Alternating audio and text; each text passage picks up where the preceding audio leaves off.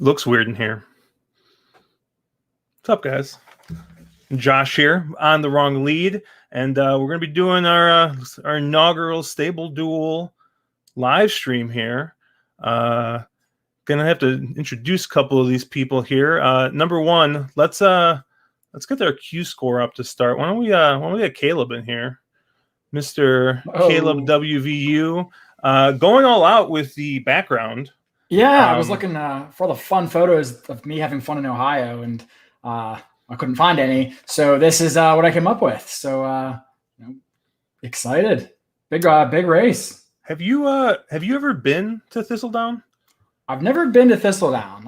I grew up in Mountaineers' backyard, so I know my way around a rat track, but never been to ThistleDown. And looks like they have a pretty good card this weekend, so might have to put it on the list and make a trip out there. See, I just looked at the list of jocks that are riding at ThistleDown this weekend, and I see a lot of Mountaineer names. So I just assumed that there's also Mountaineer horse players. So I assumed that maybe you would have had a little bit of experience there. Speaking of the Midwest, why don't we get Mr. Middle Move in here, Brian? Sorry, it took me a minute. I had to get my walker and walk over here.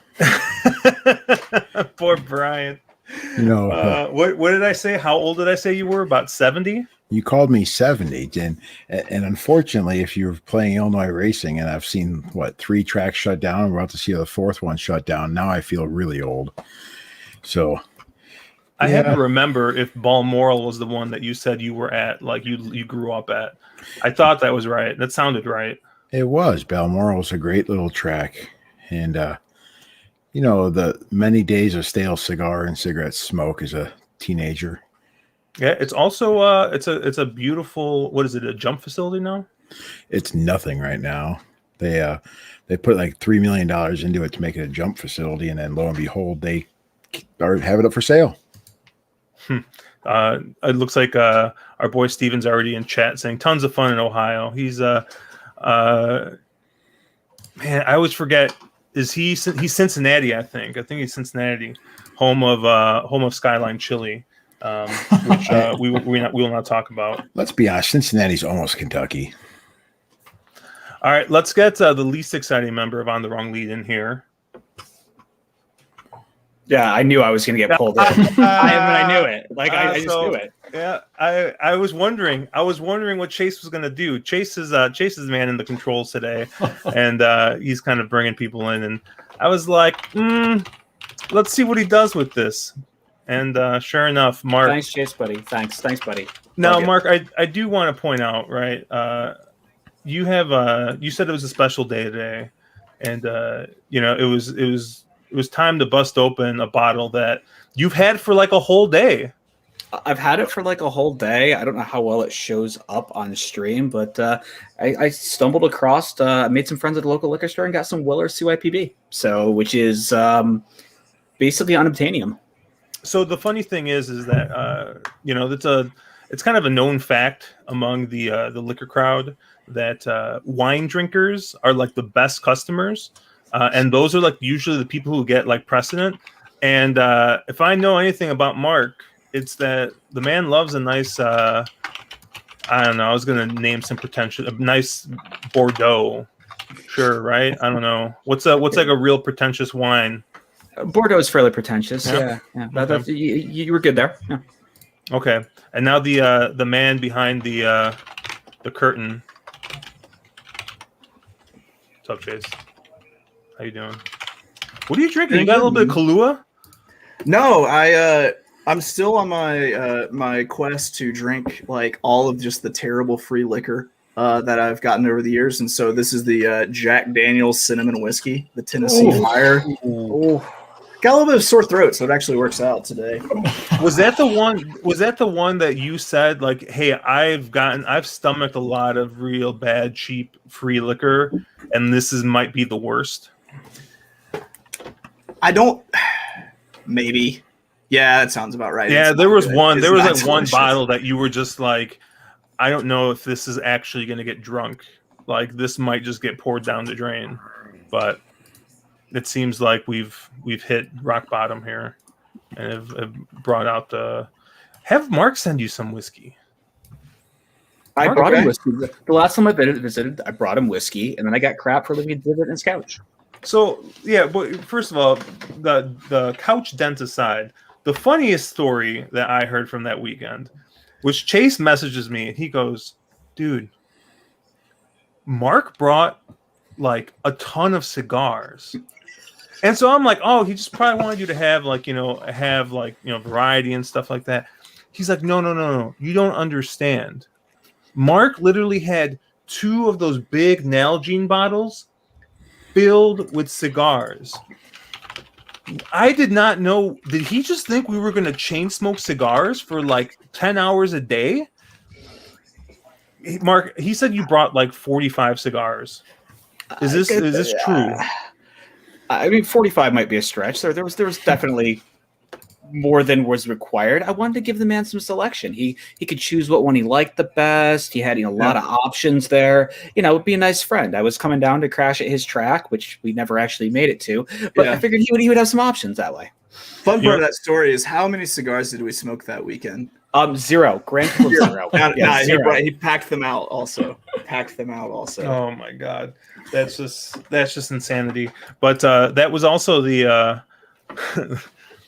poor Mark. I mean, I never get tired of telling that story. He gets on the plane right as Oaklawn Park is like, "We are running no matter what. This is happening," and literally like in the 2.5 hour flight that he was there, like they canceled. Yeah, he was somewhere between Albany and Atlanta. They decided that they literally 15 minutes before I got on the plane, Chase messaged me like, "Dude," he's like, "they just put out a tweet. They are 100% running, gonna run no matter what." Halfway between between Albany and Atlanta, apparently they changed their mind.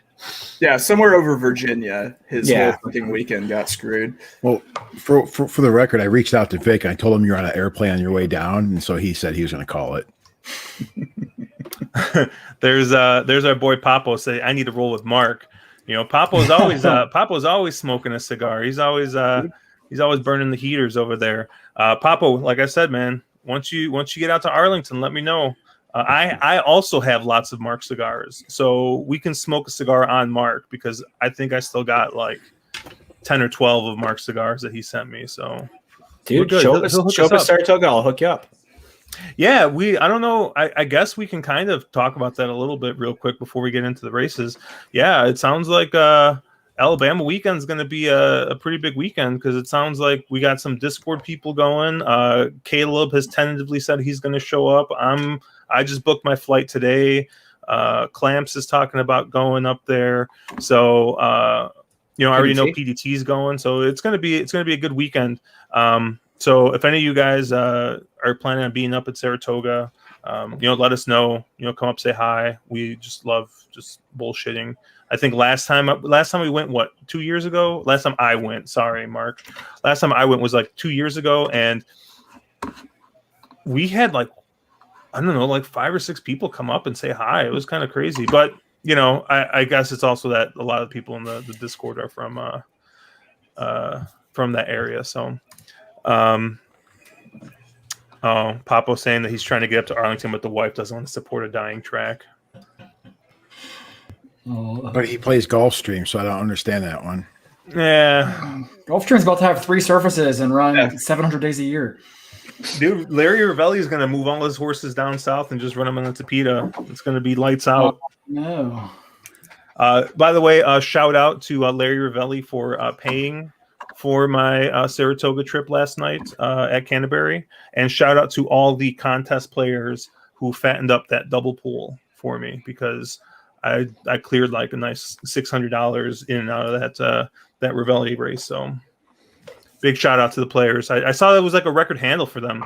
in like their 30, I think it was like 31 years or whatever they've been open. So love the product there. So I'm glad that they had such a great night.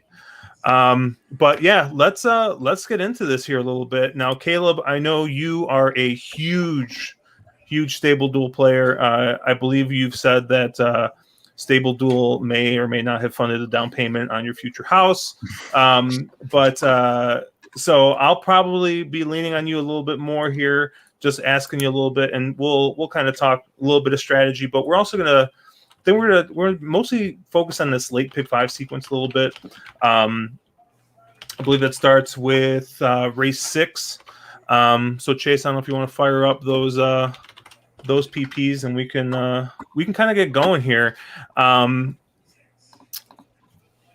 Looks like we got a 6 furlong allowance race here.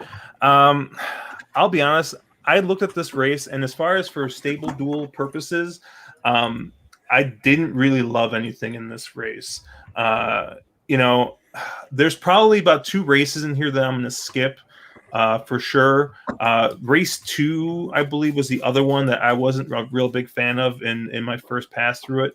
But definitely in race 6, I guess if you look at the 1, you might get your winner out of that joint entry. I know it looks like it's a dual entry, and size is named on both of them, so one of them is probably going to scratch. But I don't know. I just didn't have a great feeling here. Mark, I think you said you liked Hipster in the spot.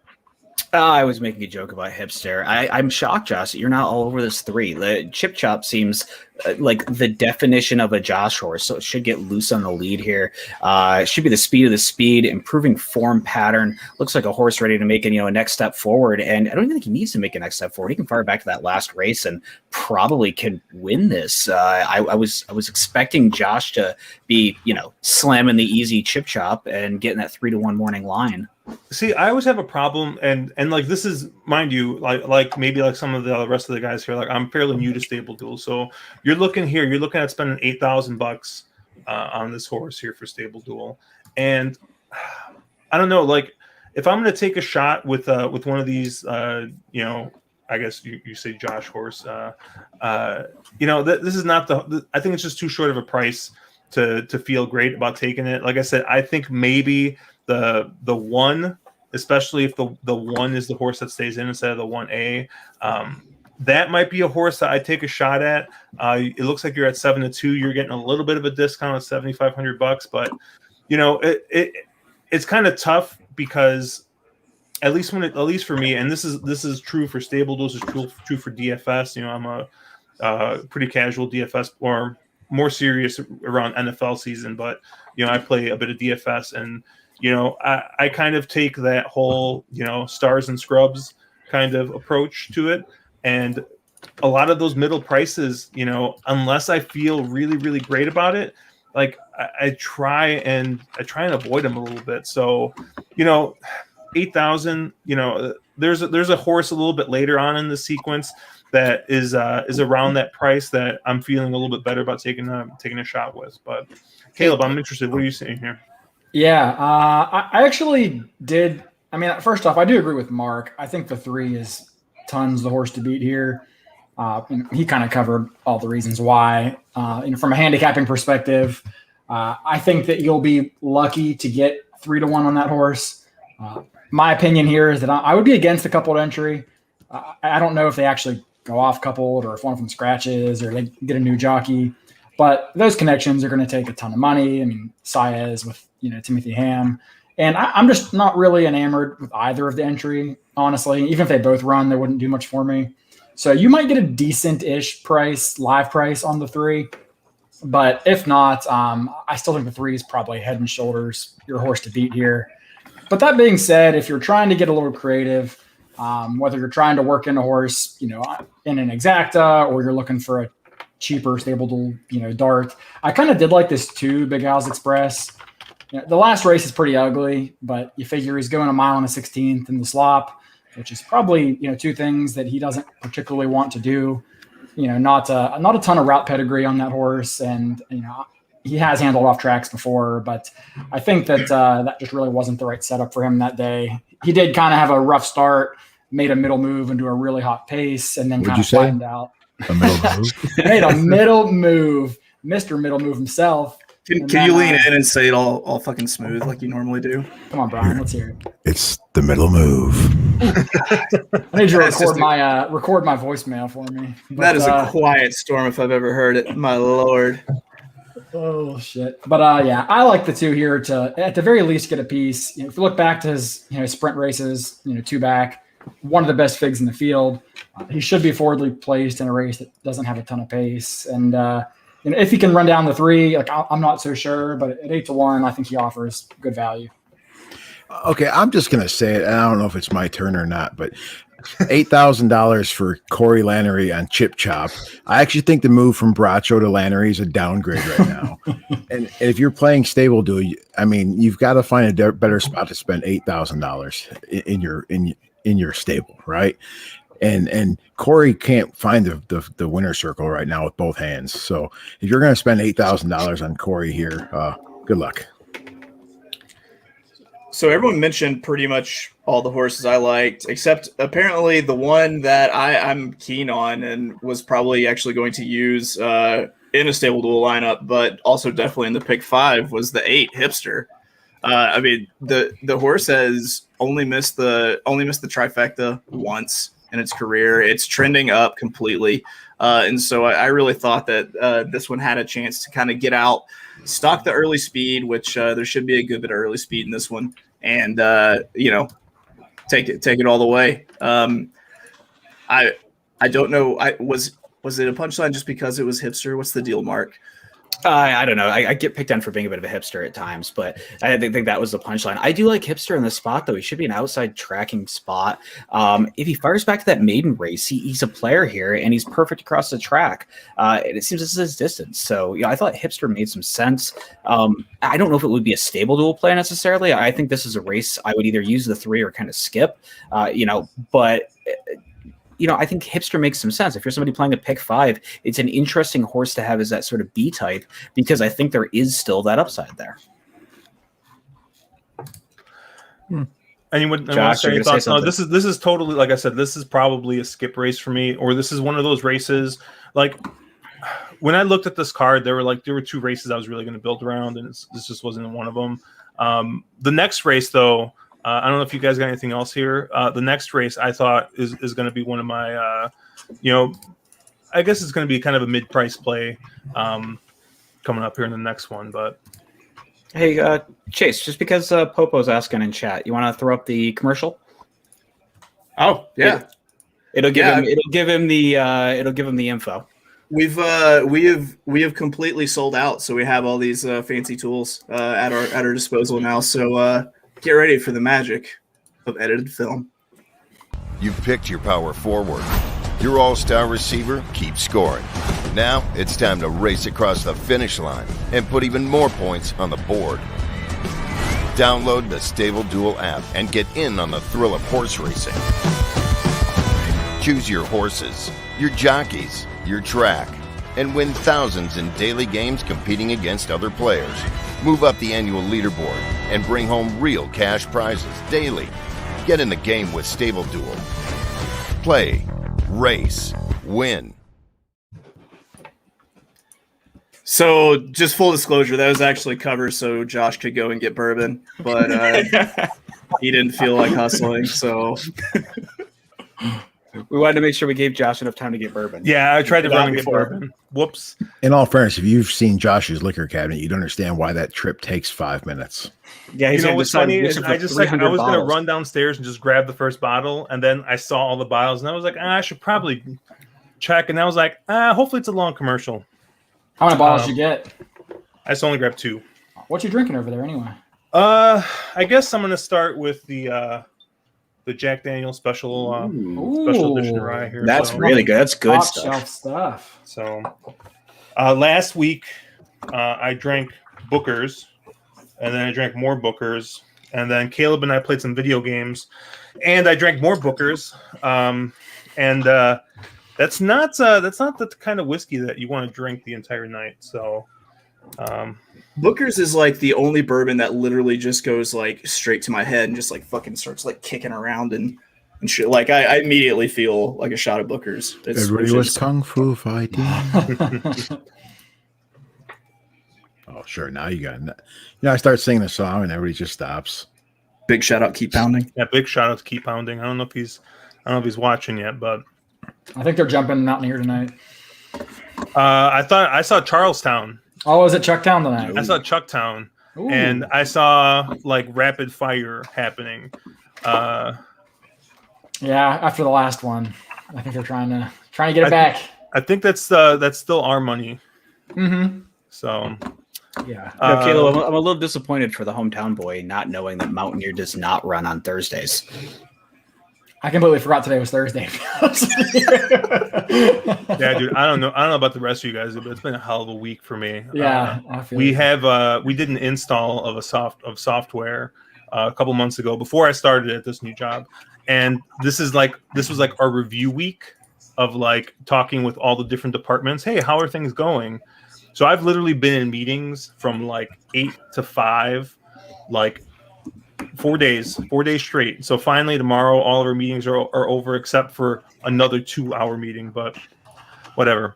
Anyways, let's get on here to race 7.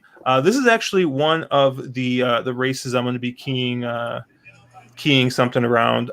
Caleb, which horse am I picking in this race? Josh, I would bet my life that you're betting Brig, the 2-horse. $6,500 Brig. That is going to be my play here.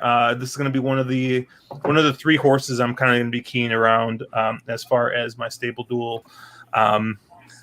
This looks like we don't got a lot of speed in this race, and the 2's probably going to get out there and going to get loose. And it could be cheap speed, but if you look back also through this horse's past performances, the horse just loves to hit the board.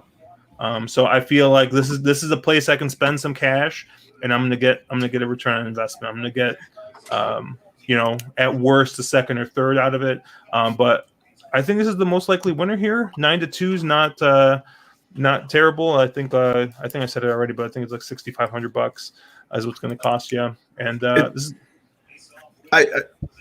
I hate this because we both actually really like Brig. Like that Brig was my pick here. So I feel like whenever we both are on the same, just exceedingly inexpensive velocity horse, that basically we just ride it straight to hell. Like it's just.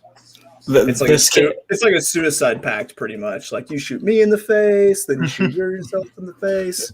This can't go well because I'm also on Brig. Brig was another horse I was going to key around. Oh. Horse is your quintessential every other time horse. 9-2 on the horse that's the speed of the speed and has never missed the board at this track. I'm all about that. And he's going to get stupid loose once again. I don't know if he's good enough. He's getting a little bit of class relief here. I thought Brig made just a ton of sense, and he's at 9-2 of that morning line. If you're playing StableDuel, that's the kind of horse I think you build the ticket around. And I think if you're playing a pick 5, it becomes probably my lone A in this race. Man. All right, Brian, one of us has to break up this love triangle. You want to do it or should I? Having spent a few weekends in the Brig while I was in the Marine Corps, I've learned to hate the word. So I'm gonna let you guys develop your own hate for the word Brig, like I have inside of me. And you all are on a cheap speed horse, so that tells me I need to take the closer because the race is going to fall apart. So I'm looking at Buckeye Magic, the 3, 7-2 in the morning line, $7,500 for the StableDuel contest. Has been improving in every start. Let me take that back. Mild step back in the first start of the year, but it has progressed from there. I can make some excuses on that one. If for some reason Brig goes and is the Jakarta of Ohio, I would like to believe that Buckeye Magic will be the benefactor. And by the way, Jakarta ran today at Belmont and couldn't even go out and speedball on the front and soften up Robin Sparkles for us. Like Jakarta is just completely done.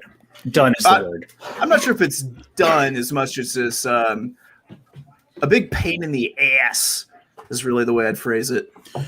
People have reported that in the Brig also. That Jakarta's done? Yeah. I wish someone would have told me Jakarta was done a year ago. And before you guys say that you did try and tell me, We shut all up. did, Josh. All of us. Shut up. All of us told you this. You were on a Every path time the of horse is self-destruction that no one could talk you out of. You wanted to lose. Look at the bright side. April 2022, Jakarta at Mountaineer. It's gonna be beautiful. Actually, I thought that long. I thought this was like one of the more like open races on the card, but I took Brig as my overall pick. Like I had probably about 4 or 5 horses I could make a case for here. Yeah, I agree with you, Chase. I think the race is open. Partially to play devil's advocate here and break up this little love orgy y'all got going on with Brig. Horse can't route. I mean, has tried it twice and just can't go that far. What's different? It's on Saturday. I mean, I get that he's lone speed, but he was 3 lengths clear last time and still got swallowed. So what's different? I don't think he wants an off track. His pedigree says he wouldn't really love an off track, and it was sloppy last time out. So I will toss that. Okay. Well, either way, I don't love the race here. I thought the chalk all looked strong here. Like I thought the 2, the 3, and the 8 all looked very usable to me. I can't really say I love this one, but I don't like this one. So this is a race I'm not going to have much going through. I don't have much of an opinion here. I think one of those 3 are your winner, but I don't want to use 3 or 4 horses and have the top 3 or 4 choices. And I'm not going to spend that kind of money in a stable duel contest on a horse that, in my opinion, could run 4th or 5th. I don't feel great about any of them. Can I just say how very concerned I am that Mark is also on this horse? Like Chase and I, like Chase and I getting on the same speedboat horse. Okay, that's fine, right? That's just Chase and I being us. But when Mark jumps aboard, I don't know. This kind of feels like, remember when we were all playing I don't know, Turfway Park or Indiana Grand or something, and all of a sudden Mark's like, hey, let me check out this fun new track, and then Mark just banks a couple grand and the rest of us are just sitting there losing money. Is there a way that Brig wins and Chase and I lose somehow but Mark doesn't? Because I feel you won't win bet the horse. You'll try to roll it into an exact. Yeah, we'll key it on top. You'll key it on top. Yeah, single it in a daily double and just not win bet. Yeah, that's typically how that goes. Yeah. See, I'm going to go a complete opposite direction. I think somebody's going to have salad and a bee to eat on Saturday. I'm definitely not eating a salad. I'll tell you that. So. But my bees are the 3 and the 8. So if Brian is right, I eat a bee. Thank you. Your bees are also your life. Yeah, they basically are. Yeah. I completely I don't have a lot else. So I completely forgot that we were talking about horizontal ticket structure, and I was like, eat a bee, You gotten real weird, Brian. Real weird. I got a little weird, but for the people that have watched the show before, it's typical Mark is he'll love a horse and he'll say this horse is lone speed, can't lose. And then in the third leg of a pick 5, all we hear is, well, crap, I ate a B there. It'd be some obscure 20-1 horse he had as a B, even though he loved the 6-5 horse. So let's just call a spade there. Let's put it out there. Something I want to point out is that as I was handicapping this and I was scrolling through, I just saw Cleveland and then some words in front of Cleveland. I was like, oh yeah, it's the Grover Cleveland Stakes. And then I went back and I looked at it and I was like, the Daniel Stern, is it Daniel Stern, one half of the wet/sticky bandits from Home Alone 1 and 2, also the voice of the Wonder Years. But apparently it's Daniel Stern, so I am just all fucked up about this race. Anybody else got anything on this one? Yeah, I think did anybody mention the 8 yet? I think Caleb said the 8, right? I mean, yeah, the other horse I was a little interested in here, but I can't get beyond those 3. All right, let's move on here. We got race 8, mile and the 8th, the Lady Jacqueline Stakes,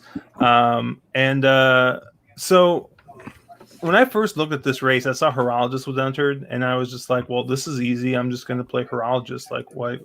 Who cares? Who else could possibly be racing at Thistledown on a Saturday that might concern me? And then I did see that Spice is Nice is entered, and I still said, who else could be possibly entered that might concern me? And then I guess get rid of what ails you is entered in here, but you got Dylan Davis aboard, so you can also ignore that. So Horologist is actually going to be my big price key around here. With real life money, I'm actually very interested in doubling out of this race into a single in the next race, which Caleb will also successfully guess which horse I'm on in the next race. But I just think Horologist is better than everybody here. You're going to be paying $7,500. It's going to be a thank you for that. Can't be a has been, never was. Good old Jakarta, but yeah, I think Horologist is going to be one of the bigger prices I'm going to key around. $7,500. Kind of toss that last race at Pimlico. I don't really have a good reason to, but I'm just going to assume that she's going to kind of bounce back into form. And I think Horologist's best race wins this race. So hoping we get a little bit of a bounce back effort. And I think you're looking at worst case here, maybe a second or third with Horologist. So I don't see her, dropping out of it completely and finishing out of the money. So I think it's a safe use of some salary here. Have you Google mapped to see how far Thistledown is from the state of New Jersey? Isn't that the deal? Like as soon as Horologist gets outside of the perimeter of the New Jersey bubble, like it goes poorly. I mean, she's won at Belmont and she's won at Aqueduct. I mean, that's all very close to New Jersey. She's been better. That's literally right across the river from New Jersey. Yeah, but I mean, really, you're going to be concerned about a horse shipping from arguably the best circuit minus Monmouth in the country to Thistledown. Yeah, but they have the Jersey jock on, so does that count? Is that like the homebred jockey? Oh, she brought Jersey with her. That's what I'm saying. Jersey Joe. You can take the Jersey out of Horologist. Inside of her all along, Chase. Do we really want to know inside of her? Josh, that's illegal. You guys know what I meant. Get your sick minds out of here. It's like a bad Disney movie. It's a very bad Disney movie. All right. I love this play, especially for StableDuel, is using misspelled the name. Oh well. The 7 Grandbaby, the Kenny McPeak horse that was racing in Chile and comes back, adds Lasix. You see McPeak's got a strong shipper to the U.S. angle, also off the layoffs, and so I really I love when international horses come in and throw on the Lasix. So I'm at $1,000 salary price StableDuel. I'm absolutely going to use this horse as my value play. Did you notice who the jock on the 7 is? Don't care. Okay. Just has to hold on to this Chilean rocket. Hey, there's a Chilean horse in here, and Josh isn't all over the Chilean horse. Also, we're not going a mile and a half. That's why. Okay. It's got to be a marathon. Hey, Chase, just a question, because I know Mark looks into it. Any concern about the horse being off for almost 500 days there? No. You don't care? I mean, probably I should, but no. Yeah, the big thing that scares me is the fact that Ken McPeak, first start within his barn is only 8% over the past 3 years. So he does not do well spotting them first, fresh starters into his barn, and that would scare the bejesus out of me. Obviously, he's taking a shot here, hoping to spot this one correctly, but this one I couldn't get behind. Yeah, but I mean, if we're not necessarily talking to win the race, I mean, and especially thinking for the $10,000 Ohio Derby tournament that we've got on StableDuel, if we're not thinking the horse to win the race, I could quite easily at this price pick another horse that's a little bit more pricey, because this one's only cost me $1,000 of my salary, and it's still, if I get it, probably at least to 4th place, it has a decent showing, then I've stolen a couple points there. But what happens when the 7 finishes last by 30 lengths? Well, then I lose a bunch of fucking points, Mark.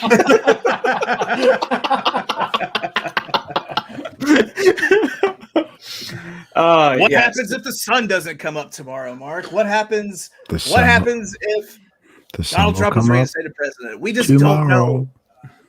Bet your bottom dollar that the sun will come up tomorrow. that when you have that deep velvety voice, it's actually super weird when you sing songs from Annie. I'm just gonna say that. Yeah, I told Chase before this, my best pick, or my best bet in this sequence is in here with the number 4, Miss Bigley. This is a horse that they have been trying to do everything else with, and I think they're finally starting to figure out.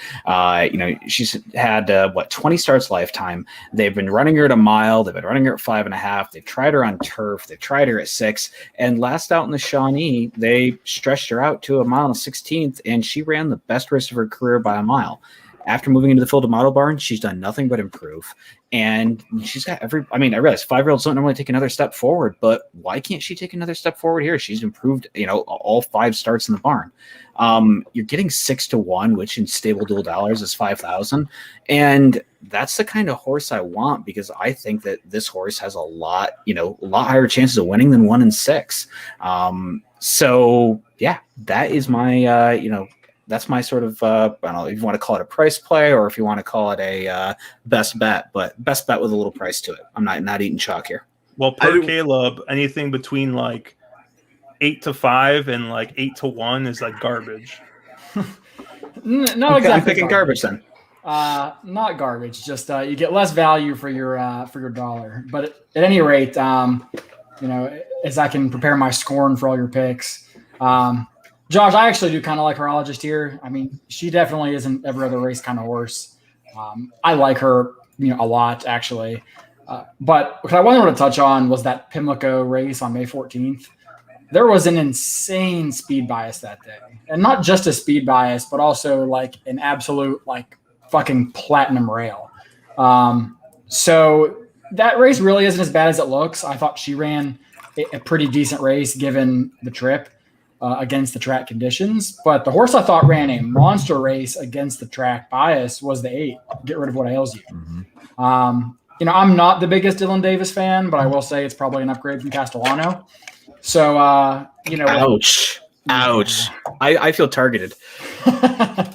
So, if you look at the company she's been keeping, if you want to talk about a little back glass, I mean, Latruska, Monomoy Girl, Swiss Skydiver, She Dares the Devil. I mean, she's been really banging heads with the best filly and mares in the country. She was up against the bias last out. She kind of had a bad start, came out 11 lengths last.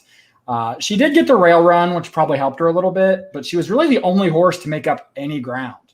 The horses that were 1, 2, 3, 4 ended up finishing like 2, 1, 4, 5, with Get Rid of What Ails You being the only horse to make up ground that day. So I think she can run a huge race here. She does need to get a little help with the pace. I'm hoping one of these cheaper ThistleDown horses like the 6 or whoever else can kind of keep the 2-horse Crystal Ball honest on the front end, because she does project to get a pretty comfortable lead here. But I think if there's an honest pace and the track's playing fair, that Get Rid of What Ails You is definitely going to be. See, all right. So you hit the last thing that I wanted to jump on with the whole like if the track's playing fair, like when I'm playing like an absolutely brand new track and I have no idea what the track does or will do, doesn't this kind of horse just scare the bejesus out of you in terms of using it, because there's a good chance that maybe it's just like a conveyor belt and the horse just never even had a chance, even if the pace is there? I mean, I think that's a concern, especially at cheap tracks. Looking at the Brisnet statistical data, I mean, of 78 races at this distance, only 18% have gone gate to wire. That's quite a bit lower than what you'd typically see at any other dirt route in America, I would say. So I'm not too concerned about it, especially given that we saw what she was able to do against a massive track bias last time. So even against a biased track, this horse is going to run her race. I mean, she's 8 out of 10 in the trifecta, and even better than that if you look at some of her recent results. So I'm not too worried about it. But yeah, I mean, I do think taking a 1-run closer at a shorter price is always something that makes you a little anxious. There's a lull in the crowd before somebody talks about the first out Bob Baffert horse. Nobody's going to take Crystal Ball. I'm a little surprised, unless people don't like leaving the Baffert barn. That's sort of out of the Baffert barn, sort of like out of the Chad Brown barn, isn't it? Isn't it one of those situations where they're suspect until proven otherwise. Chase. But is this an issue of coming out of there because of being suspect? And this horse won at Churchill Downs. This horse won at Santa Anita, and WinStar wants to run this horse. I think WinStar is just distancing themselves a little bit, given the news media. And I think this horse is going to come in and be ready to run. I mean, 5-1 in the morning line. I know, was that 6,000 StableDuel bucks? You know, it might be a little much here, given, you know, the horse might get wrapped up in a pace duel, but I think Luis is smart enough to keep this horse out of any clear battle. And two back showed that she can sit off the pace a little bit and wait for it with Flavian aboard. And I think Luis can do the same thing. You know, at 5-1 here, you get a couple scratches. This might be a great price play, you know, for the contest reason. But I mean, $6,000 is a shot I'm willing to take here. So I'm going to use a little bit of an unfair advantage. What I'm going to do is actually watch this race. And if I actually watch this race, Crystal Ball won't win because I've never actually watched a race where a Rudy Brissett horse has won. Like, I see the statistics. I know he actually wins races, but I've literally never seen him like one of his horse win. So I don't know where these statistics come from. I was actually trying to ask Chase when was the last time you saw Rudy Brissett win a race. Yeah, he is literally the fucking Bigfoot of horse training. Like, we think he, you know, we want to believe he's out there. Maybe he's just blurry. We don't know. That's how I think of Rudy Brissett. I mean, 21% on the year. Where did those come from? Like, someone name me the last great Rudy Brissett horse. I'll wait. Crystal Ball. Hosier.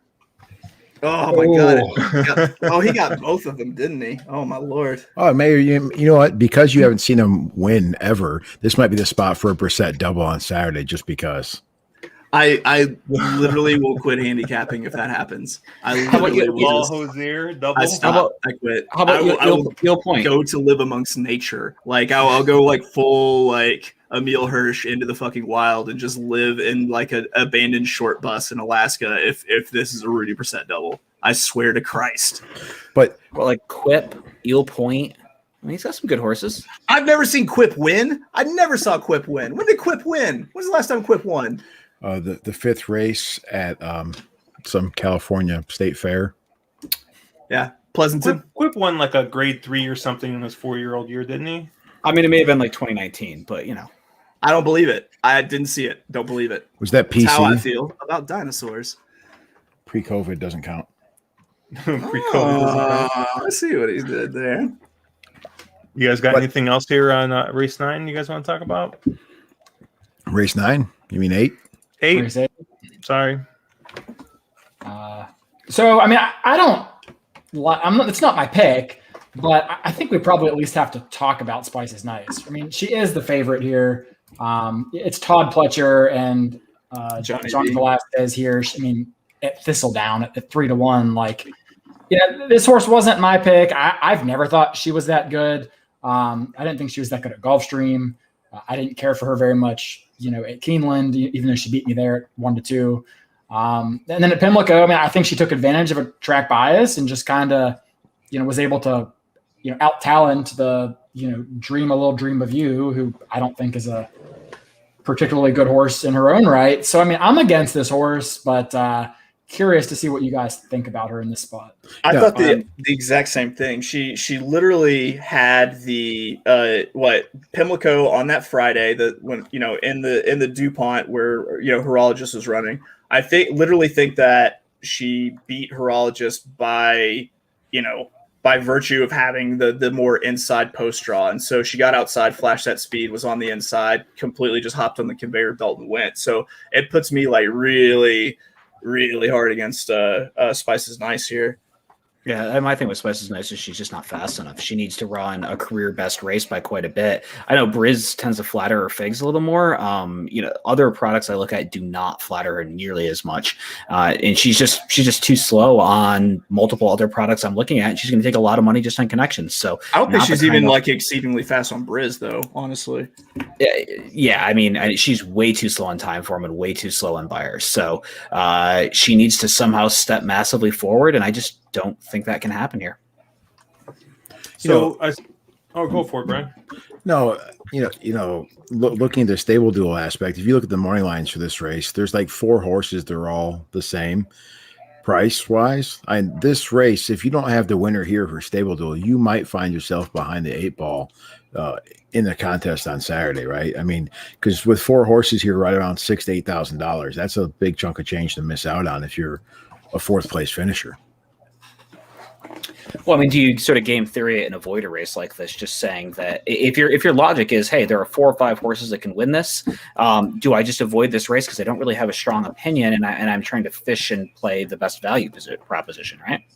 I think it'd be interesting to see what happens with scratches. Let's be honest, one of these fillies or mares is bound to scratch out, right? I mean, it's just the history of what we see. Every time we see a nice field that's like competitive, there's usually one scratch. You're like, well, crap, now what? So I think Saturday morning will be interesting, but you might have a point there. You game theory it, and you'll try and maybe force a play earlier in the card in hopes of avoiding this. Or you play Grand Baby and just win it all. Never mind. No big deal. No big deal. Can you highlight? I see Steven has a question for Mark there in the chat, specifically talking about the. But by the way, Bri, Spice is Nice is co-entered, so it wouldn't be surprised if she takes the entry and runs at Churchill. Hey, Can I just say that Josh was talking. Can I just say that I love the fact that when we highlight this, it just covers up Mark's face. That's great. It's a feature, not a bug. Oh no! Why did you put Brian down there? Oh, no! Come on, man. But anyways, so Steven's saying, Mark, can you give a rough list of your top 5 older fillies? And I guess what I'll say is, do you think any of these, I guess we could say any of these 3, but really, I think Horologist and Spice is Nice are really the only 2. I don't think so. I think this is the 2nd tier filly division that's running this weekend, with the top tier being at Churchill. So I would think that anybody who's running here is a bit of a pretender in the top 5, considering the older filly division is pretty strong. I'm assuming he's talking classic distance and not sprint distance older filly division. So there's a few very, very good horses in that older division, and I don't think any of them in here go top 5. So, Mark, do you think you know the older fillies better than the younger fillies? Oh, this is a loaded question. Mark is we're just gonna move on from that one. We're gonna move on. I'm just gonna ignore that question because this is a lose-lose situation. I'm gonna get run over. Man. So, sorry, Josh, go ahead and lead it in because I'm so excited. I'm so excited. No, I like your lead-ins. I like the way you do it. We shouldn't mess with tradition. You're that excited about the Ohio Derby? About a horse in the Ohio Derby, not the Ohio Derby itself. Is it the same horse I'm excited for, Chase? This is a pretty good race. What'd you say? Is it the same horse I'm excited for? I fucking hope not. Okay. Well, hopefully you're not talking about Hosier. I know you're a big Hosier fan, as seen by our intro video yesterday. Yeah. I smoked a lot of bath salts before that. Yeah. All right, Chase, who do you like in here? I like number 7, the Reds. I have a soft spot for Aqueduct horses that ran at Winter Duct. I think this horse gets the setup. It's not going to let the pace get too far away from it. You lose Kendrick Carmouche, which is unfortunate because especially at Aqueduct, he really ran well with the horse. I feel like this horse could definitely kind of pick up some pieces and do it here in the spot. I mean, ran in the P9 Ridge after it got taken off turf. Had a really strong showing in the Federico Tessio at Pimlico. I think the horse could really do pretty well. One, because of a disqualification in that one, so it probably should have won anyway. So I'm not thrown off by it not crossing the finish line first. And man, I think a little love for the Winter Duct horse will go a long way here. You mean the Pennington Ridge? It's the P9 Ridge, isn't it? I'm just picking on you. It's the turf. No, it's the turf. It's the P9 Ridge, right? No, Google it. Actually, if you're pure thick, Google it. It's the P9 Ridge. It's the fucking P9 Ridge. I don't know. I really hope Mark is wrong. Are you sure it wasn't Are you sure it wasn't the Chad Pennington Stakes? I'm sure it wasn't. It's 100% the P9 Ridge. 100%. Chad Pennington would not have a stakes named after him. I mean, he would in New Jersey. At Mountaineer. No, he'd have a stakes. It just would be an incomplete race. It would be in West Virginia since he's all Thunder and Herd and shit. Did you look it up? It would be at Monmouth, right? Because you're right, Chase. You're right. He had such a weak arm, you can't use the whip. Hold on, mark that 49-33. Chase is right. Quote by Mark. We're gonna clip that one and save it. Okay. It's the first time for everything. Broken clocks, something like that. Mark, could you say that again? Say what? Broken clocks? The part about me being right. Could you say that again? No. All right, because no one could see my celebration from that. I've stolen this from Jalen Rose, and I really like it. Before the commercial break, if you missed it, Mark had just mentioned to Chase that he was correct and Mark was incorrect. Now That's back right. to the show. Back to the show now. But no, I thought that the Reds was a decent value play. I do think that this is an absolutely wide open race, and I think there are just like a ton of horses that I don't really trust in this race, like at all. And I've got a little bit of a comfort and loyalty thing going with the Reds, so why not? Josh, do you want to talk about the 10 or do you want me to? Because we both here's love the thing, right? Now, look, okay, we're going to talk about the 10, right? I told Chase that the 10 is actually my top pick, like the entire contest, every single possible thing that you can imagine. I want to use a 10 in. I'm going to double in with this 10. I'm going to use this 10 in my stable, and my only question, and like. This is one of those cases, I think, hopefully, right? I'm gonna put myself into the mind of a tout, right? And how many times have we, sat here and say we love this horse, and the horse is 6-1 or something on the morning line, and you go to bet it, and the horse is like 2-1, 3-1. I think that this horse should be way shorter, but I think that with all of the Derby washouts in here, I think that this price might hold. What do you guys think? 8-1? I don't think you'll get 8-1, but I think you'll get 5 or 6. I mean, I'm very interested in putting like an irresponsible double from Horologist into Masked Parade in here. So if the buyer is anywhere near this Brisnet number of 102 for the last, if it's that big, then I think you'll probably get a lot of money on this horse, but it's a big field, and I kind of think that 8-1 is a pipe dream, but I think like 4-1, 5-1. I mean, it's got everything that I want, right? It's got that big old E. It's got the 8. Is there anything else I really want? I mean, I don't know. Maybe that's it. Maybe that's it. He likes the E's with the snowman escort. Yeah, but I mean, the horse is got that nice improving figure pattern. I mean, I just think that this horse is ready to go. And I know I was talking with someone, or I mentioned on Twitter, I think John Pissick or whatever. I think he was talking about this horse too. And I mean, I think that this is a horse to beat in this entire field. Now, one of the nice things about StableDuel is they go by the morning line, so you're gonna get your price here. And I think 6K. 6K. Yep. Yeah. So you're gonna. I mean, this is gonna be a nice cheap horse here. It's 3,000. Mark. Oh, I must have looked at the wrong number. I'm sorry. Yeah, it's 3,000. So it's gonna be a nice cheap price here. So I think that you're gonna get a lot of value out of this horse, and this is what I'm gonna build my lineups around. And this is the horse, and this is also what I'm gonna. Yep. There's DJ. DJ's on it Right there, DJ. I'm going to 100% agree with Josh here. This is the type of horse that I love. Improving form as they stretch this horse out. Fastest tied for the fastest bear speed fig in the field. Has the fastest time form fig in the field last out. They stretch this one out after after that, I guess second place in the maiden. I guess the DQ to first. So the first time the horse actually crossed the finish line first was in an optional 75, and the horse just absolutely ran off the screen, winning by 11 lengths. Did it easily. If you watch the video, that horse was not asked at all and just did it all in hand. I love horses that this is a distance. We're running more of a classic distance today as they're stretching out, getting improved. Who are you talking about? Masked Parade. Okay, I was making sure I didn't have to scroll. I'm so not used to like running the show. And I'm so fucking terrible at like paying attention to like what people say. The OCD is Like, but- beating you down right now. Yeah, specifically Mark. Like I tend to zone out a lot when Mark talks, and so like yeah, I just wanted to make sure that I wasn't. You guys were talking about some other horse. I was just like, yeah, fucking Masquerade. Let's just keep looking at this. Sorry, continue. Masquerade.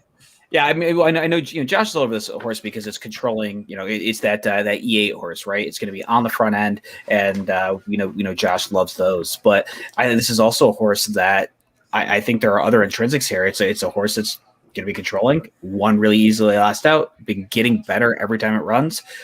Improved massively that last out. I hope that you don't see a. Hope you don't see a regression off that last, but I think Masquerade makes a ton of sense here, and that will be a horse I would also key around in StableDuel. I think there's 3 things you can count on and ruining Mark's day: Channel Maker, Channel Cat, and Channel Fury. Who is it that almost had the Twitter handle at Channel I'm happy. I'm really, I'm really happy that you confused Caleb and I, but we look a lot alike, but. You look nothing alike. Caleb is a tall, handsome drink of water. We're bringing up horses like Channel Cat and everything, and like I completely made this to like for like turf marathon races, but then I remember that we're at Thistledown and there's absolutely no turf, so I've been just jumping the gun trying to get it at any point. We're trying to trigger Caleb. That's what we're going for here. Yep. Okay. Oh. Talk to me, Brian. I didn't realize we were trying to trigger Caleb. I'm sorry. It's one of those horses at 20-1. It's the Ohio Derby. It's a grade 3. Everybody's going to be sitting on apparently Masquerade and Proxy and probably Hosier and King Fury.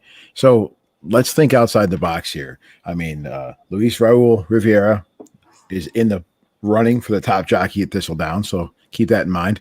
Last out, the horse had a stumble start. Horse knows the track. Comfortable here. Obviously, I really like the move from a 25,000 non-winners or 3 lifetime up to a $500,000 stakes race. That's a who are you talking about, real quick? The jockey on the 11. The 11. Okay, that's what I needed. Channel Fury, Channel Fury. Okay. Wrong Fury. Hey, that reminds me. Jackson. There we go. Yes. See, so that's my big value play. And I'm going to have this horse in StableDuel. It's 20-1. It's a $500 or $250 horse.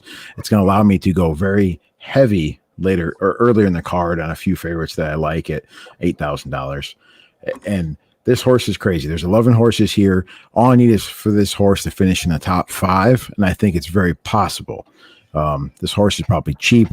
Probably the horse Josh should have picked because, well, the horse is going to fade at the half-mile pole, and I'm going to look like an idiot. But that is some real inexpensive velocity, right, Brian, there. let me tell you a little bit of something. I don't know what's in the water, but horses that I bet on the past week have decided that they want to finish first, including that Ravelli horse yesterday. So I don't know what's going on.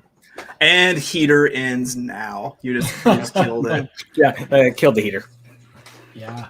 I kind of, first off, I kind of see what Brian's saying about Channel Fury. Like, I don't think that horse can win, but if you want a cheap stab at a horse that could hit the board, I don't hate that at all. That's it. 21. For strategy gameplay. Thank you, Caleb. Yeah. Like, I think from a distance perspective, this horse is up against it, but, I think this horse will make the lead over Masquerade, which is why I kind of have some reservations about Masquerade.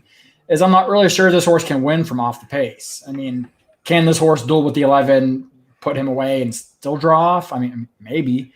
I don't know. But, depending on the price you get live, I don't know how much I'd want to go for Masquerade. I've heard a lot of chatter about that horse. It might be the wise guy horse. This is a tough race. I mean, my real opinions here are kind of the against opinions, more so than a for opinion. Meaning I'm kind of against the 1 Promise Keeper as your favorite, and I'm against the 4 King Fury, and I'm against the 9 Proxy. So I'm kind of against your top 3 or 4 betting choices here who just don't really do a whole lot for me. I have a passing interest in the Triple Crown Gatekeeper. Keep me in mind. Mm-hmm. Now this horse just gets absolutely lost in the racing flow. I mean, he comes from so far off the pace. But you look at who he's been facing against, and since his maiden, he hasn't had a break that wasn't against a top tier 3-year-old in his last 7 or 8 starts. I think he finally gets that break here. I think he takes the Mr. Money route, where he probably is better in the Ohio Derby and the similar kind of grade 3 Mountaineer Derby kind of races, rather than going for the Travers and the Pennsylvania Derby. So I think he could be a nice grade 3 horse. If the 11 does in fact go with the 10, he should get a fair enough pace to run after here. And I think he's the most likely horse to run his race and finish in the top 2 or 3. I mean, is he the most likeliest winner? I mean, I don't know, but he's the one horse that I could feel is probably trustworthy in this field. There's a lot of others with some really big question marks at pretty short prices. I mean, he did whenever he faced a field of I guess at that point they were 2-year-olds, but of not just like the all-stars. Like, he did what a horse that should be good enough to win this race should do, which is he absolutely just dunked on Smiley Sabatka and Arabian Prince at Churchill Downs last November. Like, it makes sense that with a little bit of a drop he should be able to do his thing. So if you guys are looking for a sneaky wise guy type horse, any love in here for Ethical Judgment, the 5? Horse that they tried to make into a turf horse in his first start when he doesn't have a ton of turf pedigree. I mean, he has some, and he ran fine. Then he's caught 3 off tracks. They tried to run him back on the turf, where he won a maiden special that ended up getting taken off and put onto what was listed as fast dirt, but it was not actually fast. And then caught slop the next 2 out. He doesn't actually have a ton of off. The Tomlinsons aren't huge. It's not a horse you think would freak over sloppy going. This could be the first time he catches a real fast track, and he's not that much slower than anybody else in here. A horse that, Brendan Walsh is looks like slowly moved forward. He's improved every single start he's run. Is this that late blooming 3-year-old type who just has a lot of excuses in his first few starts because he wasn't catching the right surface? So this is the kind of horse that actually I do like to bet. These ones that are consistently kept, like, every single start that you see, it just by speed figures moved up. And honestly, the horse hasn't done anything wrong. So I skipped over it, but I'd probably consider it now. Horse is 1,000% a price play for me, a price dependent play, I'll say. I think he is bred to love an off track. I mean, with AP Indy on top and Smart Strike on bottom, I think he's taking advantage of races that have been washed off the turf, and he's kind of beating up on some turf horses that are running on the wrong surface. At 8-1, I like him. At 10-1, I like him. At 6-1 or 5-1, I probably let him beat me. So he's the exact definition of a price-dependent play for me in this field.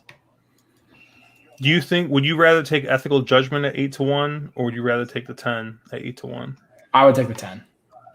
I would take the 10 as well. Yeah, I'd take the 5. I just don't think that 10 is going to be 8-1. I think you're going to get the 10 at 5-1, because I think, Caleb made a pretty good argument over why a couple of horses in this field that are big names are suspect. And we probably should go through why Caleb feels that, because I'm going to 100% agree with him probably in all 3 cases. I think somebody like the 10 takes a lot of money. I think the 5 is more likely to get lost on board. All right, yeah. But Caleb making a good argument. Caleb's probably the only person in this group who's had a woman buy him a drink. So, the man is just persuasive. I don't know. You've seen my Still Weirdly Exist at MySpace page. I had my moments before marriage and children. Moments. I saw we're not top friends anymore. I need to find your MySpace page, Chase, because mine's still active too. I think it was Mark who found it. Like, I had no idea. That actually makes a lot of sense. I actually think I had Kanye West as my background music on my MySpace page for a while. Because he's a genius. Why wouldn't you? So, funny story actually is we were at a bar. Me and my friend Christine were at this bar in Chicago, and this has probably got to be like 10 years ago at this point, maybe 9 years ago. And we're at this bar, and she saw a guy, and she's like, "Man, that guy's cute." She's like, "I think I'm gonna buy him a drink." I was like, "Really?" She's like, "Yeah." So she tells the bartender and buys the guy a drink, and So the bartender brings a drink over. It's like, hey, that girl over there bought it for you. He didn't believe the bartender. He was just like, no, there's absolutely. So he thought all of his friends were like playing a prank on him, and like would refuse to come over and talk to her. And then like I was like, all right, let me leave. I don't know, like maybe if I leave, he'll come over here. So I like walk. I went to the bathroom. I come back, and sure enough, I come back. He bought me and my friend Christine a drink. He sat there and talked to her for like 30 seconds and then left. And then So I get super frazzled like running the show, but the one thing I like about it is when Josh goes on like this, I can be like, cool story, bro. Let's see what Stephen Fox has to say. Oh man. Proxy? Yes, that's Caleb wins. There we go. That's exactly it. Yes. Where's someone better call Murphy. Where's Murphy at? Get Still him waiting on to the cash line. his futures bet from like 9 months ago. Oh, let me message him.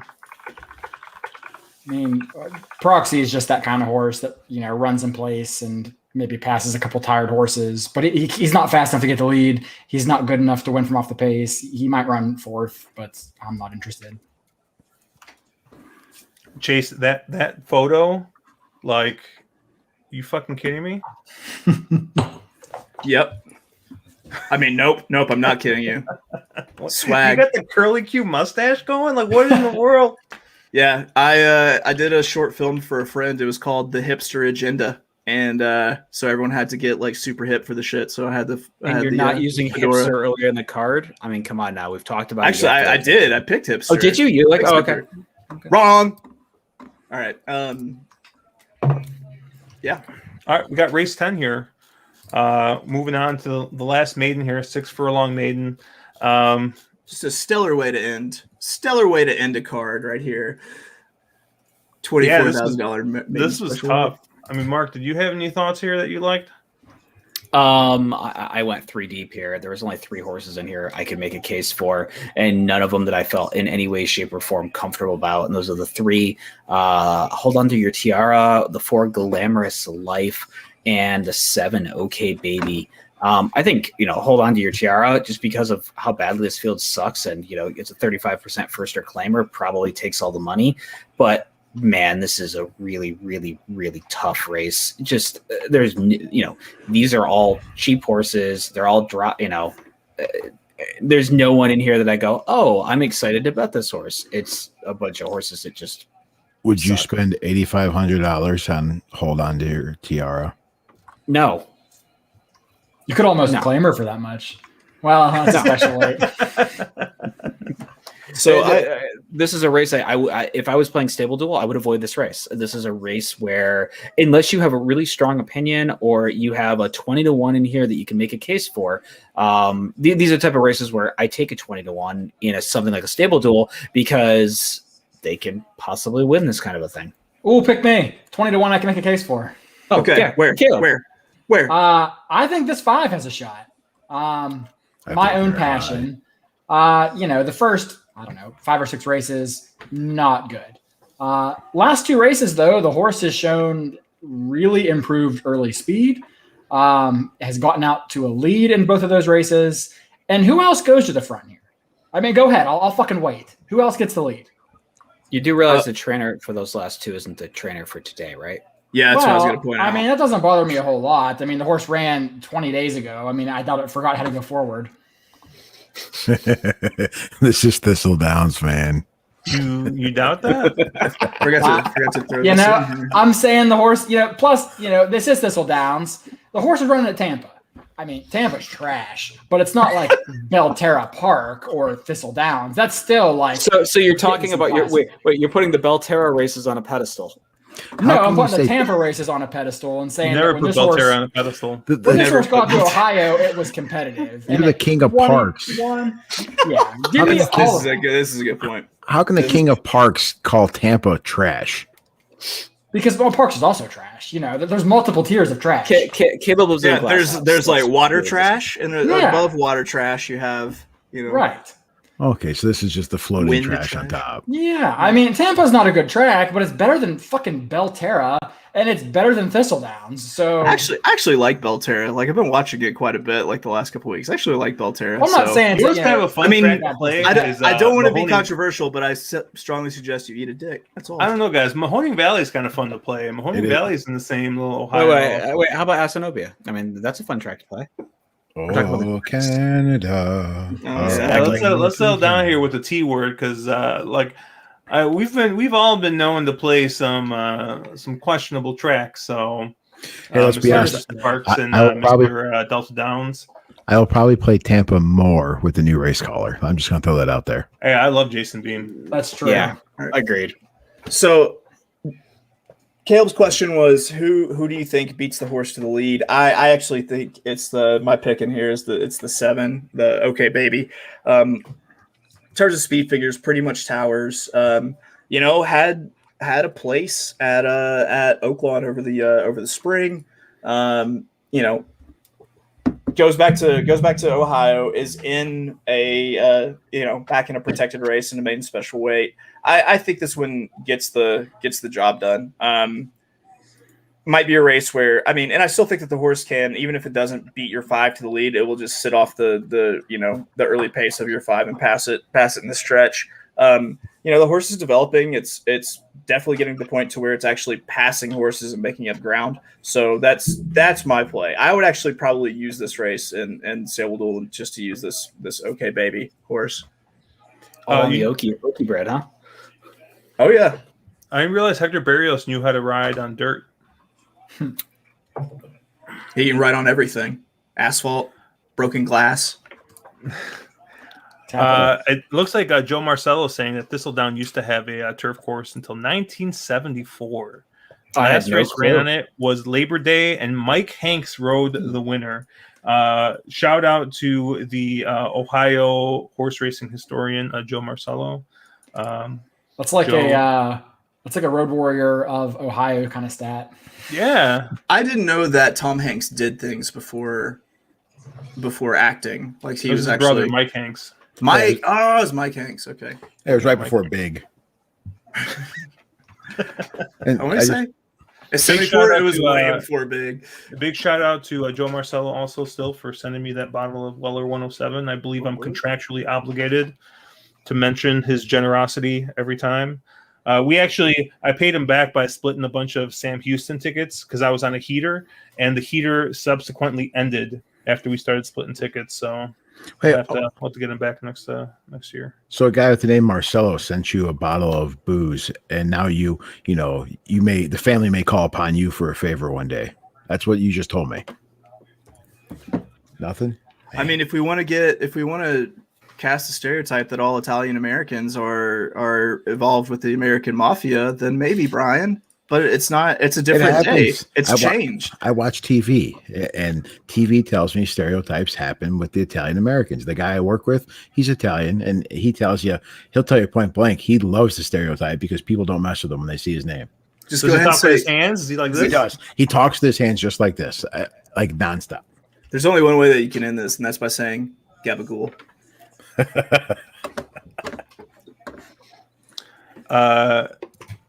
Yeah, I actually I'm gonna take the Caleb approach to this race, and the Caleb approach is when you look at a race and you see a bunch of loser maiden horses, you take the lightly raced one. So I think I'll probably key around the 4 Glamorous Life here, and it does look like John Wilbanks is also on that 4 Glamorous Life. Came out mentioned before, Yeah, came out and ran pretty evenly, and didn't really make up much of ground. But he was well bet in his debut, she was well bet in her debut, and it's come back here second time out for a trainer that looks like wins at 24% second time out. So I'll take my shot here with the 4, 8-1. You're gonna get a nice little price there. Looks like you'll be paying about $3,000 for it. So. I think that'll help you afford a couple of the bigger price horses earlier. So I like your 4, Josh. That's probably my top pick, but Mark had a real long blink because it was like, it's also my 4. Saw it. I do like the 4. I mean, it's the second time out improvement, puts this horse right in the mix. Yeah. In a field where everyone's suspect, those are the kind of horses you want. A horse that has every opportunity to improve. Instead of these horses that have run, 8, 10, 12 times and have been running versus cheaper and couldn't get it done. I just want to say for the record, OK Baby has only run 6 times, so it hasn't hit the cutoff yet. I was a little interested in that horse Sky that you had pointed out there. I think Sky is also interesting in this spot, but I mean the horse has had 8 tries and has only finished in the money once. I think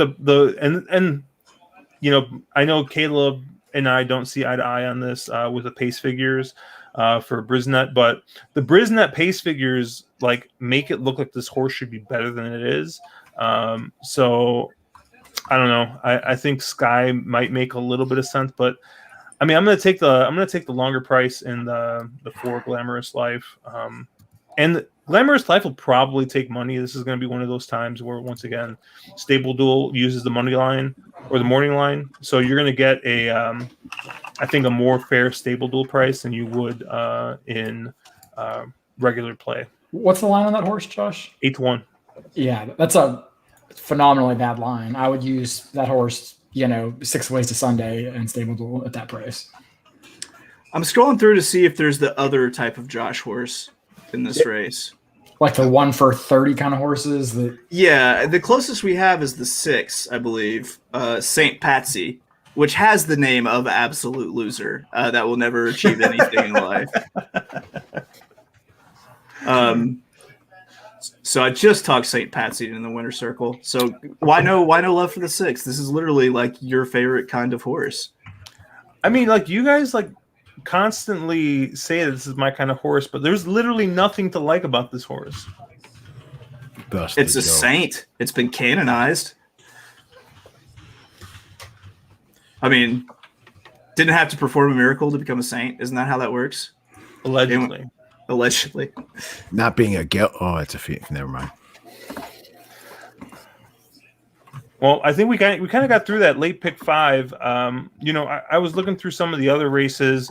I thought maybe in race 1, for example, I think one of the longer priced or the more expensive horses I was interested in is the 2, the Falcon at 7-2. That horse seemed to make a lot of sense here.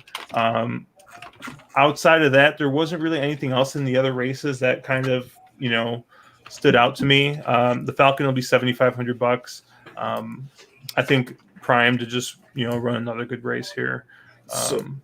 I've got one in race 4 that I feel like you have to use, and this is actually Esplanade. I think not only is this a boom value bet, but it's also my best bet. 5-2 on the morning line is a steal because I think that this horse is probably going to go off closer to even money. 3 to 5. 3 to 5. 3 to 5, 4 to 5. Yeah.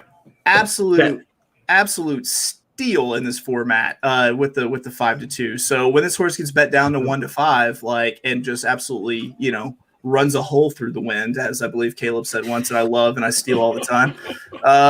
When Esplanade just absolutely romps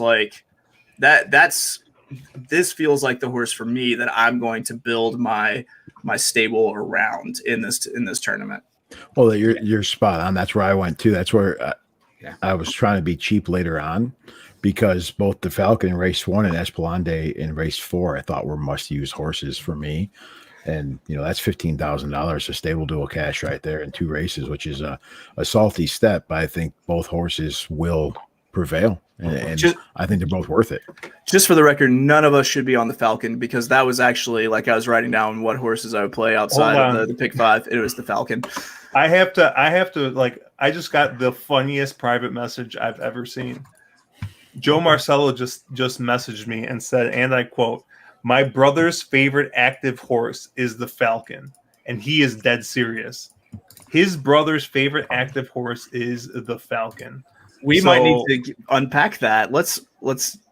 You dig why out of him. Anyone else have any other outside? Yeah, Joe. We're gonna need more info on this. And like I said, I'm using the Falcon. I'm building it's one of the horses that I'm kind of interested in here. And I mean I like thinking about this. I might be a little bit price heavy now. I haven't tried to create my lineup or anything. I don't even think the game's up yet. I think the games usually come up a day or two out, so they'll probably be up tomorrow. And by the way, if you guys have not signed up for StableDuel yet, we do have a link in our description there. Go ahead and sign up through your mobile.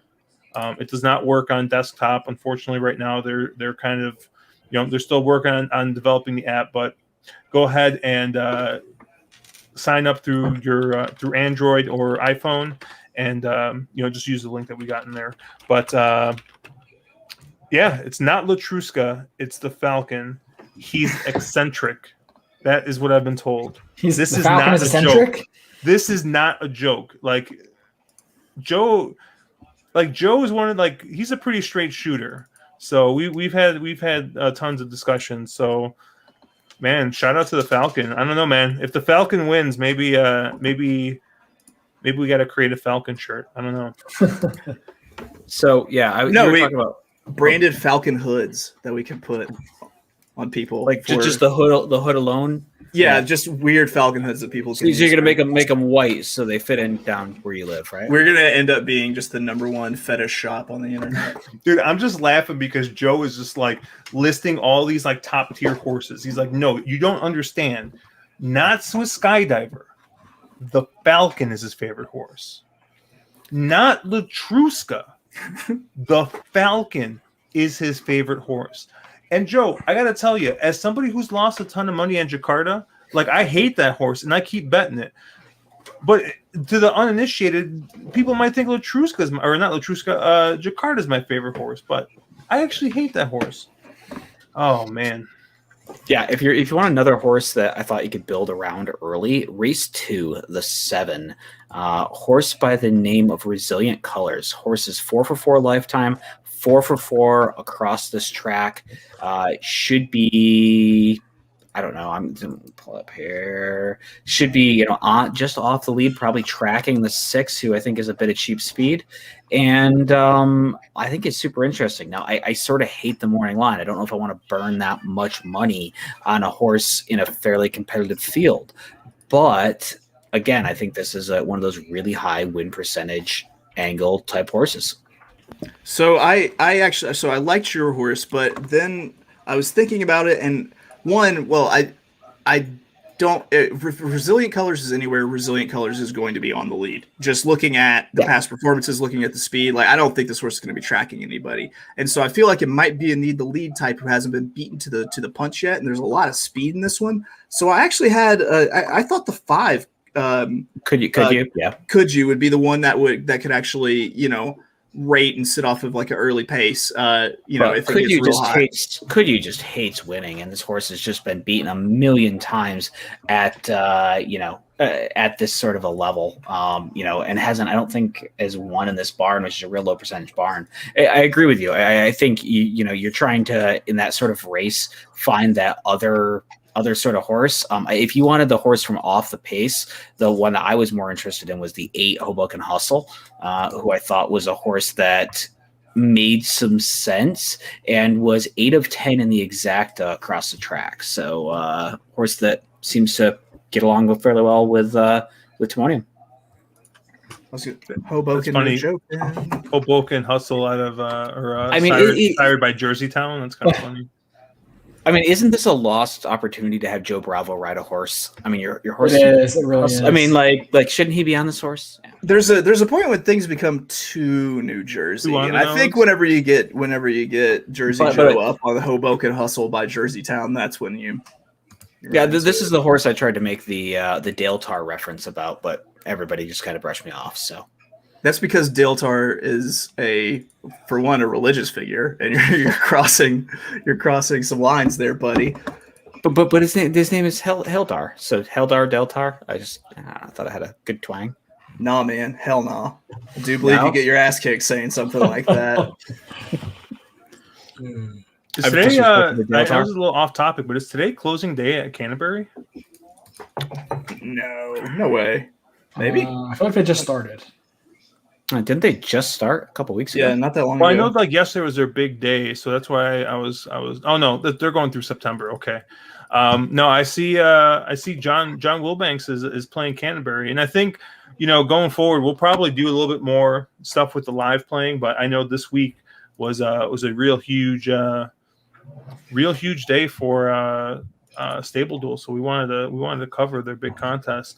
And Caleb, you're somebody who's played played more of these than I think anybody else, probably more than the rest of us combined. I know Brian dabbles. I've played a little bit, but what do you think? You think there's going to be a little bit of an overlay here? You think there's going to be a little player's advantage here? Yeah, I mean, there's a good chance. StableDuel's offering a $10,000 guarantee, so it's a $75 entry to that contest. So they need 133 entries, and we're talking ThistleDown. So definitely throw in throw in 2 stables, because there is a chance that they may not reach that full guarantee. And if that's the case, it's a player's advantage because they're still going to pay out as if they have 10 grand in the pot. So definitely throw in a stable or 2. I'll have at least 1 in. I might be fulfilling date night obligations, so I don't know that I'll get to actually watch or play a whole lot, but I will have a stable in either way and take multiple bathroom breaks to check on my stable. He'll be playing, but he won't be playing the horses, if you know what I mean. John, I'm not sure. To what you were referring, I'm not sure. I don't know why you wouldn't be able to. I was just looking at the terms of service to see if there's a state that might be prohibited, but We can find out. We can look into it for you. I think as long as you're in the U.S., you should be fine. I know Canada has issues, I think, but I think as long as you're in the States, you should be okay. But we'll talk to people about it. Hit one of us also on Twitter, PM us on Twitter, and we can get it taken out with whatever sort of issues you might have. Now, Caleb, if you had like one word of advice for someone who's new to the game, what would it be? I guess it would just be to, it goes without saying, but understand the scoring is kind of the obvious one. It's different from contest play or like horse tourneys or anything else because, you can lose points if your horse like runs up the track and gets beat by 30 lengths. So you want to be careful with your blind stabs, but, ultimately you're going to have to take a few risks. So in general, the way I try to approach these is find your 2 to 3 horses that you love and that you think almost a lock for a win or a top 2 finish. And then find your 2 to 3 horses that you love at prices. These 8 to 1 to 12 to 1 or 15 to 1 kind of horses that you love to hit the board. Those are the kind of horses you don't expect to win, but just to hit the board and give you some points. And once you kind of get, 5, 6, 7 horses placed in your lineup, you can kind of go back and fill in the middle. Figure out of the races that are left and of the horses that are left, like what gives you the best chance to, end up winning. So that's probably the one thing I'd recommend is don't go through it one race at a time and pick one race or one horse from each race in the order that they come, because you really want to make sure that you're prioritizing your best opinions, both on the heavy chalk and on the bombs, and then kind of fill in the middle price horses, after the fact. Yeah, and it's a little bit different than like horse tourneys where, or any of those other tournament sites where hey, take a shot on that 30 to 1, right? And if it wins, like you're getting ton of bankroll. But if you lose, like you're just losing essentially your one bet. Like it's a little bit different here. Like if your horse, runs up the track, then you could be in dire straits. But yeah, I played the Pimlico contest on Friday for Preakness weekend, and like it was probably like the second or third contest I played, and I finished second and like took home like $500. So it was it really is just like essentially kind of making sure you're not losing points anywhere, and like find where you think there's a bad line. I know Mark and Caleb, I think we've all pointed out a couple lines where we thought were a little suspect. Like that's where you're going to find your quote unquote value because you're not going to use as much salary for those types of horses. So those are the types of horses that you're going to want to kind of key your play around. Like I said, I think Mask Parade probably goes off at 4-1, and you're only going to pay the 8-1 price on it. So those are the kind of horses that you're going to kind of want to save some bucks on. Caleb, I keep thinking that you're sitting in front of like a Jack Link's beef jerky factory of some sort. I wish, dude. I wish. Dude, this entire time, all I've been thinking about is like ordering food, and I already had dinner. But I'm like, I don't know, maybe McDonald's, a little Uber Eats, a little McDonald's over here. You want to order McDonald's? Yeah, why not? At least you're not having ice cream delivered in the winter again. That's true. All right, you guys got anything else? Good racing this weekend. And now we're gonna do the Churchill Downs card. No, anyone got anything for Stephen Foster? I mean, we got a minute. Anyone got any picks or anything that they want to talk about Stephen Foster? It's Max Field once again seems to have drawn just like a real light field, and I just want to bet Chess Chief all over again, just because I just like have like some sick obsession apparently with that horse. Was it Caleb or Murphy that I beat with Chess Chief in the alternate Discord March Madness? You beat me, but I don't think it was with Chess Chief. I think it was Murphy. I think I Chess Chiefed Murphy to death. Dude, how does Max Field keep catching these soft ass fields? Like, come on! Like, this is like a free grade 2 to anyone who wants to show up, and we get, we get Chess Chief. Yeah, I would say, honestly, I could care less about that race. To me, the Fleur de Lis is the race that I'm super stoked to see. You're getting, you have Point of Honor, Vol on Votant, Spice is Nice, and Latruska all in the same race. Hopefully, I think that should be just a really, really super interesting race. I wish I could take prop bets for how many lengths Latruska wins by. I mean, do you think she towers? I mean, she's got to come return back to earth at some point, right?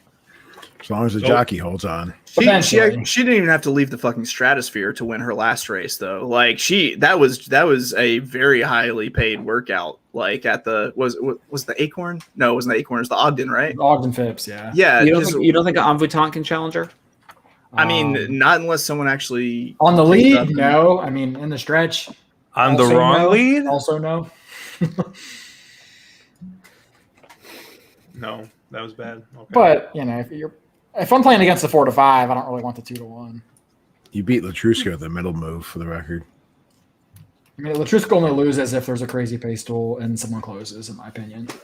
Or it just runs into just the most tiring, speed, killing track that's out there. I mean, I'd be looking to an off the pace runner like Vault or somebody. Yeah, and I mean, I'm looking some of the Wise Dan, like, unless Jose Ortiz falls off some like at Hot Brown, he should probably just run that entire like. I mean, there's literally no other horse that like wants to be within lengths of someone like a Hot Brown. So yeah. Jose Ortiz has blocked me on Twitter for saying this, but he may fall off. My opinion of him is not high. That's why I'm blocked by him. Are we all? Does everyone have at least one jock block or no? I have none. I have none also, but I'm not really a social media person. I'm a boomer. Same. Chase, I know you gotta be blocked. Chase is probably the most blocked out of all of us. Although Brian, you're a horse racing jerk. I think there's literally only one. There's only one person I know of that's blocked me, and it's the Staggy Man. I have no idea why. Okay. There's just like a bunch of like random guys that have me blocked, and it might have been because of probably non-horse racing opinions. But the David Cohen is the big one.